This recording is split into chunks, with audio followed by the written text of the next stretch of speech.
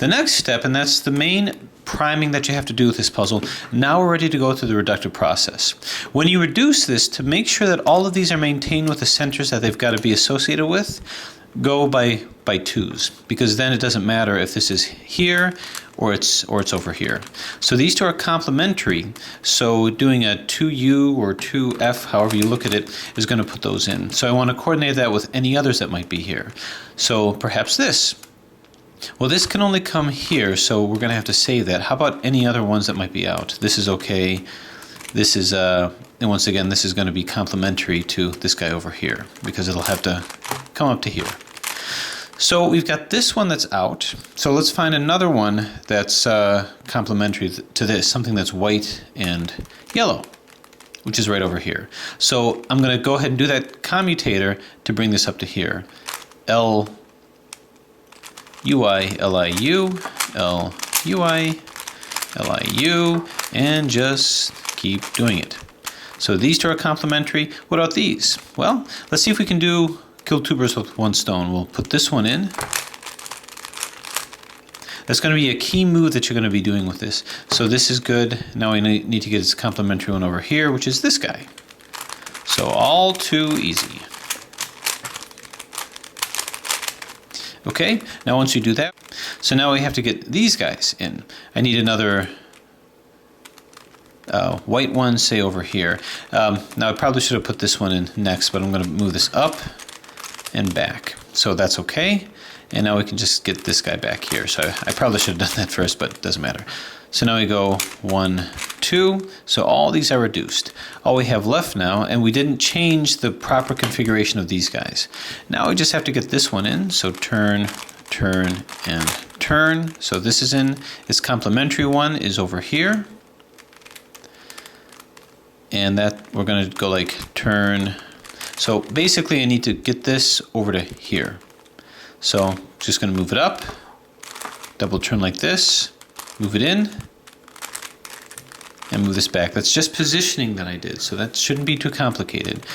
So these two won't be affected once I double turn this, and all these guys are going to be affected. So what I'm going to try to do is find either two whites over here or two yellows over here. Here's another white over here. Now, if we run into a situation where we don't find what we're looking for straight down here, this is just another yellow, we can use the fact that this white can be, this is within line with this over here. So if you find it all the way down here, then you can go 1, 2. So in this case, to use the same algorithm, 2L, UI, 2L, U. And that'll put it within spit distance over here. So now I can bring it in. Same thing here, find a white one. There is one over here. So, but it's way over here. So what I'm going to do is the same thing. If it's way over here, go 2R, U, 2R, UI. Now it's going to bat this one out, but that's going to be very close at hand. But at least this puts this one over here. And do this enough times, and you'll get what you want. Now when you do the 2L or the 2R, you're going to bat this one down, but it's going to be just below it, so that's going to be easy to get back. So now all we have to do is go 1, 2, and now everything is reduced and where they need to be, and this is the calibration that you want with this puzzle. Let's practice with this one over here. So this should be good over here. We go 1, 2, all these are reduced. Now is there anything left over? Well, there's these guys. First off, let's get all of our edges correct. So our edges complementary, these are good. I need to get another yellow one here. I've got one here. So move it into position, bring it up. Remember, these edges can only go with specific centers at this point. So we're going to bring this to here by the usual way. And I'll find a complementary one and bring it over here.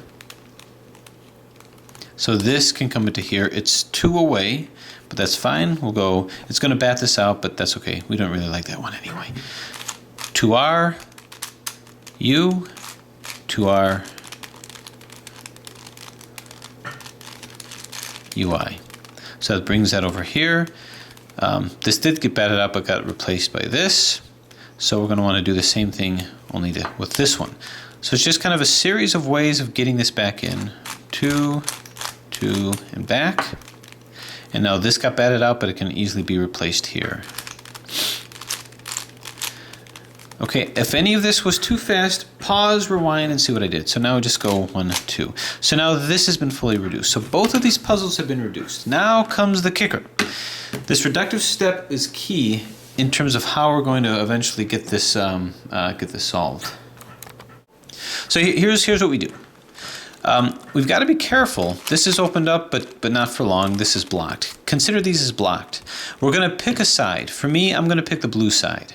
What we're going to do is this is going to end up being our top side over here. All we have to remember is we can't do movements like this or like this. So we have bandaging here, and we've got some latch cube experience with this. That's how you end up once you reduce the Saturn cube. If you can get your way to that, it's the same thing. You don't want to turn this side or this side. So how do we do it? Well, we'll start off by getting our cross. I'm going to start off by the two edges that we're going to put in are the ones that are on both circle sides. In this case, the white and the yellow. Well, here's the white one that's already there. I got to get the yellow blue just opposite to that. So let's find it. It's right over here. So right now it's already been calibrated. I don't have to worry about that. But what I'm going to do is move this here so that this is lined up. Now I can't double turn that, so it's not going to be able to go in like that. I have to move it. I have to find another way of getting that in.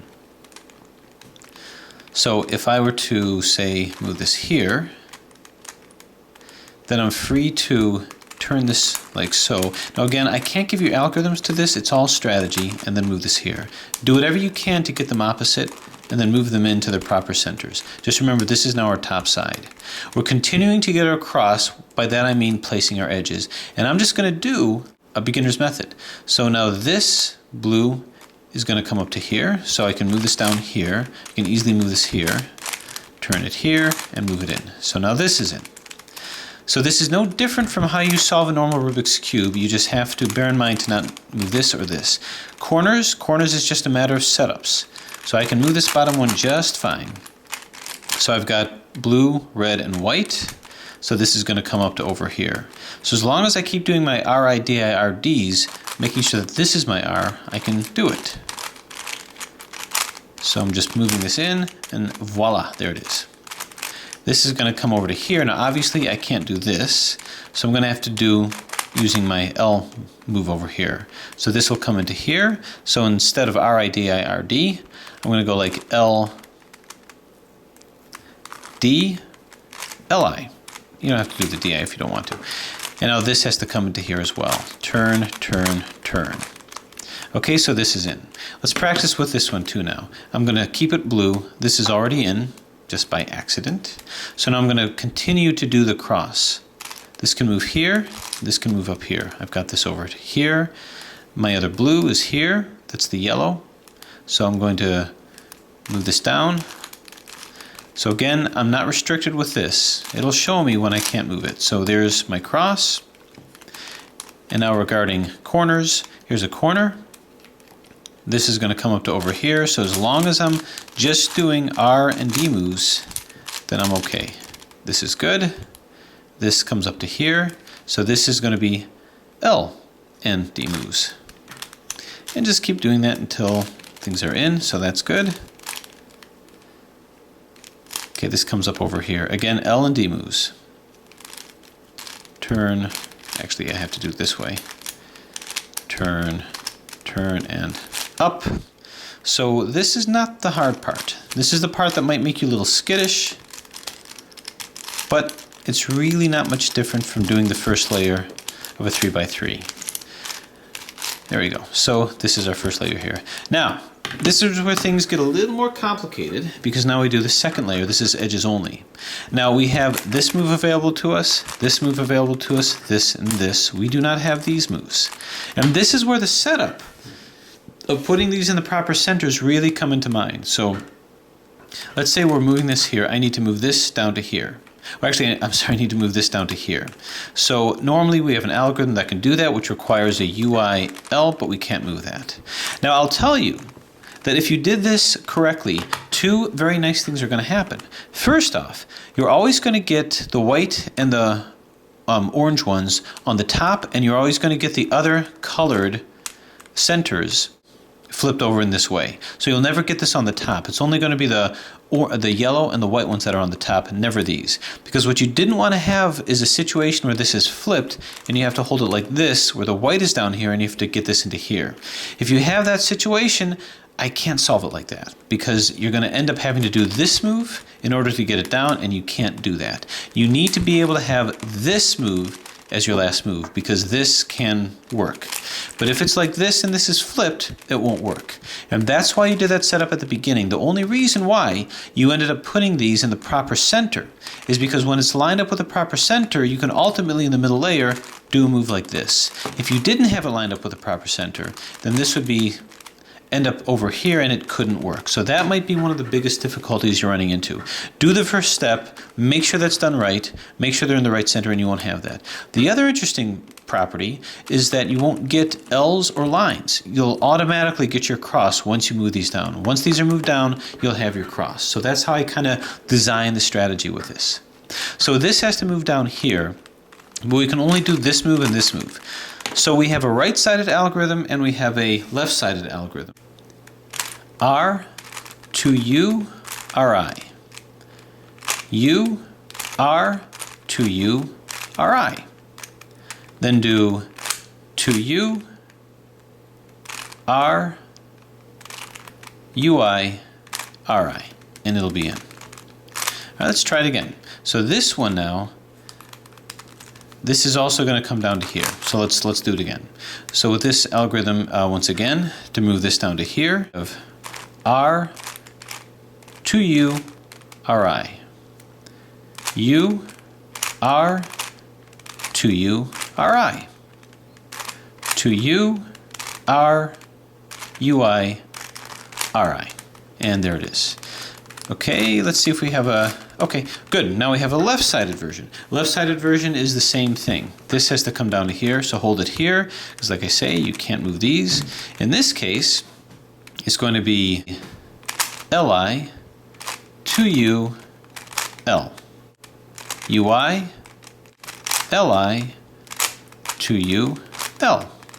To U, L, U, L. And now that's in. So that will continue to follow suit.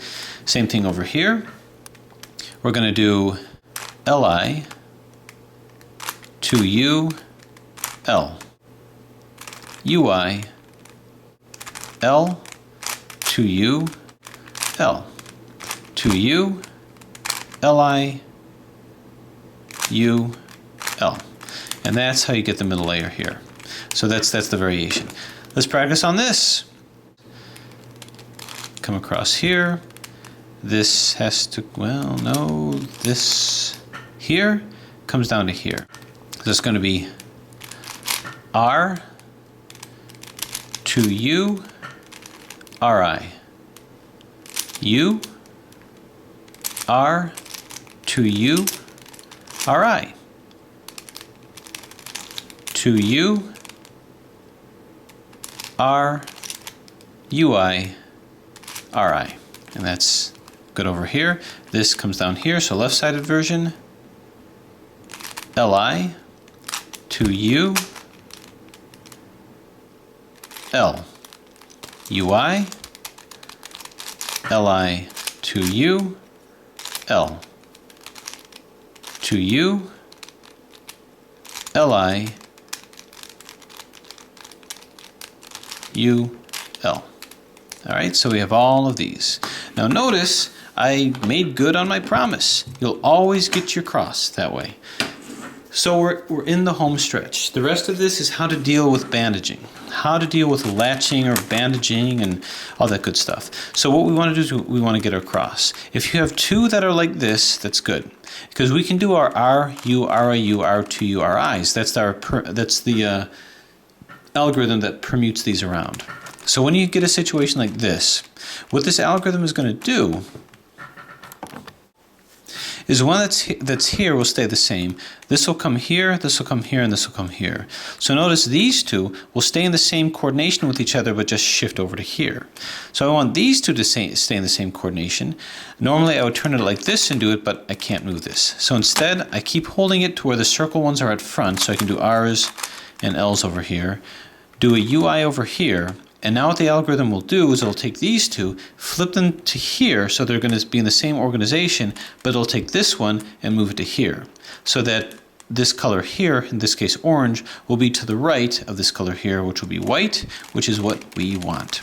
So when I have that, once again, if you have two that are in, put it to the side, so that's to the right and to the back, and do RU, RIU, R2U, RI. And now you can just do 2U, and you'll see that my cross is in. Let's practice with this one. So this is in, these all just happen to be in. So that was pretty darn easy. But what if it wasn't so easy? What if as you're turning it, just this is in?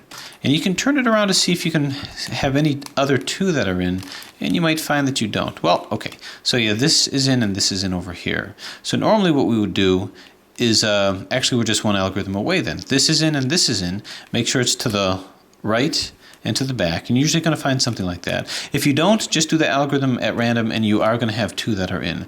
Based on the law of cubes, you will not have any other situation unless it all happens to be solved. RU, RIU, R2U, RI. So it's going to be fine. Bang, bang, bang, bang. Now, corners. The way these work, either one is in, all of them in, or none of them are in. So what do we have? This is not correct. This is not correct. This is not correct, and this is not correct. So we're going to do the corner swapping algorithm because all we need is R moves, L moves, and up moves. We don't need these two. In this case, I just do it randomly to get any one in. So it's going to be U R U I L I U R I U I L, and then I look for the one that's in. It's this one. So what this algorithm does is it keeps this the same, and then it starts rotating these guys around. This to here, this to here, and this to here. So I have to hold this to the right. And if I do the algorithm again, this will stay the same. This will plop over here where it needs to be. This will slide on over here where it needs to be. And this will shimmy down over here where it needs to be. So let's do it. We can't. So what do I do in this case? What do I do if I can't do the algorithm because it's over here? Well, it doesn't matter the position of this, just move this over to here, where I can do the algorithm. So even though this is in, I'm just going to move it over here temporarily so I can do the algorithm and cause the proper movement, and then move it back when I'm done. U-R, U-I-L-I, U-R-I, U-I-L. Now we move it back, and you can see this is in, and this is in. So we're all fine. The next step, once you put all these in, according to beginner's method, we do RIDIRDs until these are all in. So that's what we're going to do. We just have to make sure that it's this side. And it just so happens this worked out. Now what if that didn't happen? What if this was rotated right and these weren't? Well, we couldn't start over here. We'd once again have to move it in this position so that it can all be done. RIDIRD, RIDIRD, RIDIRD, RIDIRD. We're good. Move this into position here. Again, this is just beginner's method, and you are dealing with the particular barriers of this puzzle, but with a little bit of faith and knowledge of how this works. You put it in, and your cube will be solved. Just in case you didn't catch that, let's finish this one up. Which one is in? This one isn't. This one isn't. This one is. So same thing. This one just happens to be in a configuration that we can do the algorithm without turning it. So U-R, U-I-L-I, U-R-I, U-I-L.